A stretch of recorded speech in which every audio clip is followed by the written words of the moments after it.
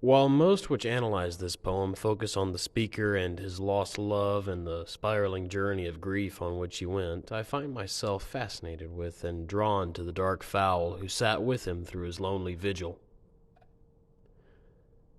I'm drawn by the initial description of this misunderstood visitor. Poe describes his entrance into the speaker's depression as one that was unaccompanied by any formalities or trivialities. Not the least obeisance made he. He then went on to describe the fowl as grave and stern in his decorum and countenance. These characters and descriptions resonate with me.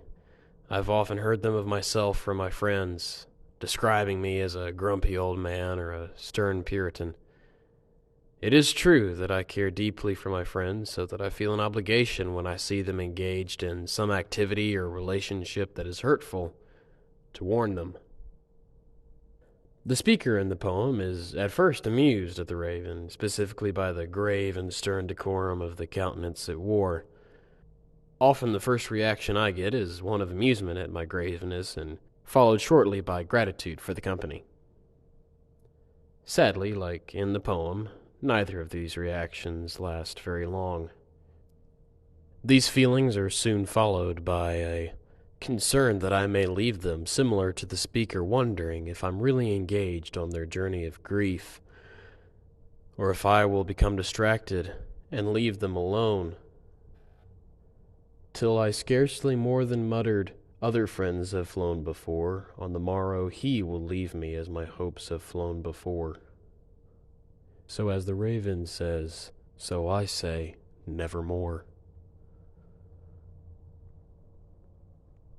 Comforted and assured, they have spilt their hearts and then solicited my help to sort through their conundrums.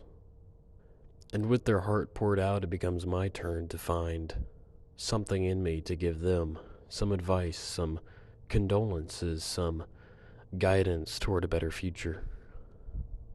As was once said, being your friend is not about agreeing with you on everything. It's about telling the truth when no one else will, even if you don't want to hear it. And that job becomes mine.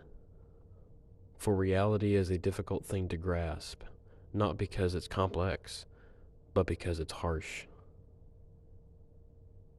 The raven's reveal of reality.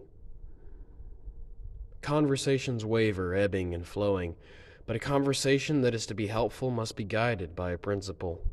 This is seen in the repetition of the raven. Every verse from his introduction and first word in the 8th stanza, the speaker hops from question to question, interest to interest. Tell me what thy lordly name is. On the morrow he will leave me. Forget this lost Lenore. Is there balm in Gilead? The core concept of will I ever see her again? Will my grief be remedied? The answer is the same, simple, yet hard to grasp through the waves of emotion.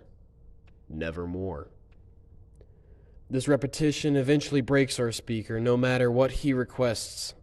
No matter how he rephrases what is ultimately the same question, the reality of his plight does not change, and neither the raven's answer. Nevermore.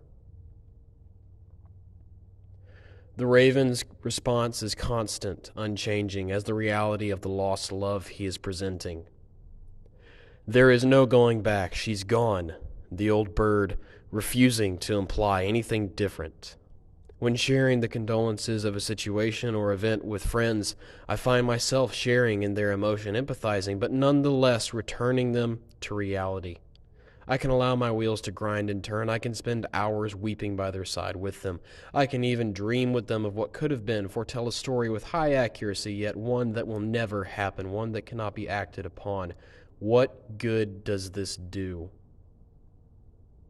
Reality is unidirectional. To err from it is to seed a lie, false hope, a fuzzy feeling that will last only as long as its soon-ending delusion, sending the recipient of false hope spiraling into despair faster than before. The fowl presents no such disillusion. The forlorn man will see his love nevermore. In conversations with friends, the subject of what could have been is short-lived and cheap. For what could have been is not what is. What could have been cannot be acted upon. Reality is present. That is what we must work with. That is what we can fix, act on. The emotions associated with heartbreak themselves drive their companion to action. It may be dark, but the silver lining is that reality is at hand, tangible, fixable. And as the raven, I will be there to help fix it, or at least grasp it. The reality for some is too hard to grasp, too harsh. Logic, reason, the effort required to fix it, too much. Despair, though miserable, seems easier, and anyone that would require effort can no longer be their friend.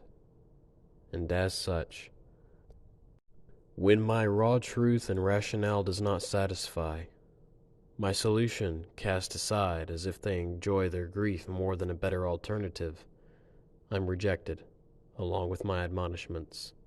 My presence is their discomfort. I'm no longer perceived to be friend. I have aligned myself with their torments. My presence has all the seeming of a demon that is dreaming.